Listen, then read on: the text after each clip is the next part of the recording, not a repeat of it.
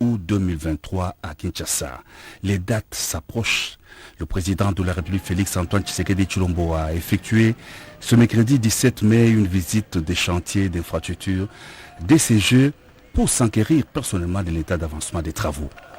Premier site visité, le stade de Martyrs. Le chef de l'État est accueilli à son arrivée par le ministre des Sports, Jean-François Kaboulo Mwana Kaboulo. Il salue sur place le Premier ministre Jean-Michel Sama-Lukonde, le ministre de la Communication et Médias Patrick Mouyaya et de l'entreprise Compagnie Générale des Constructions qui remettent au chef de l'État le cadeau d'un ballon en prélude à l'inauguration très prochaine du premier terrain moderne de handball. Le complexe sportif du stade de Martyrs vient de s'agrandir avec des terrains de différentes disciplines sportives. Le chef de l'État a été convié à la visite du gymnase comprenant notamment 2 terrains d'une capacité de 5 000 et 3 000 personnes qui vont abriter les compétitions de handball, volleyball, judo.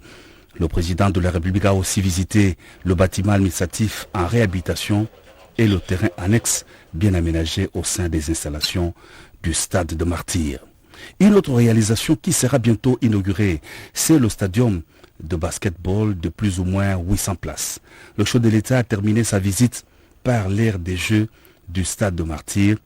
L'on pourra bien accueillir des compétitions de football et d'athlétisme. Il y a pratiquement un mois que le président de la République a effectué la même ronde. Sa visite s'est avérée un coup d'accélérateur aux travaux dans les différents chantiers. L'énorme défi est en train d'être relevé. L'ensemble des travaux a été réalisé à 90% au stade des Martyrs.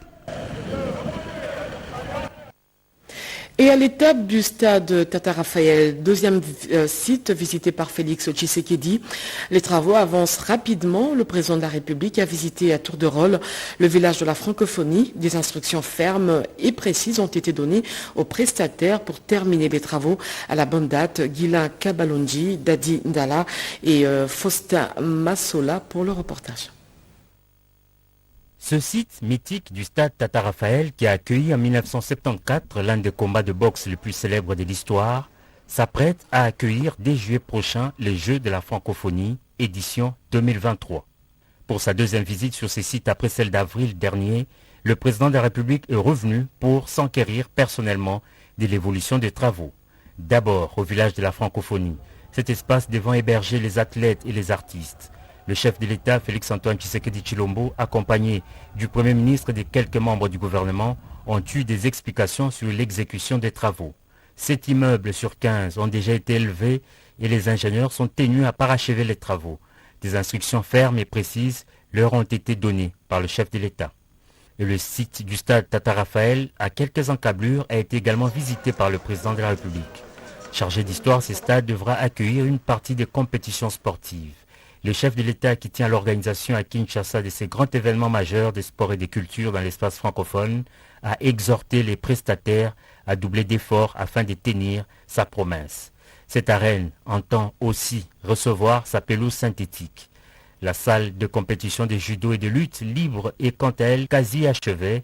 D'une capacité de 1500 places, elle n'attend plus que l'acquisition des sièges appropriés et l'installation d'une climatisation centrale. Ces explications ont été données aux garants de la nation très attentifs et qui a tenu à se rassurer même des moindres détails. Le compte à rebours a sonné et chaque minute compte désormais. Et pour le chef de l'État, ces Jeux de la francophonie doivent se tenir à Kinshasa et dans de meilleures conditions possibles.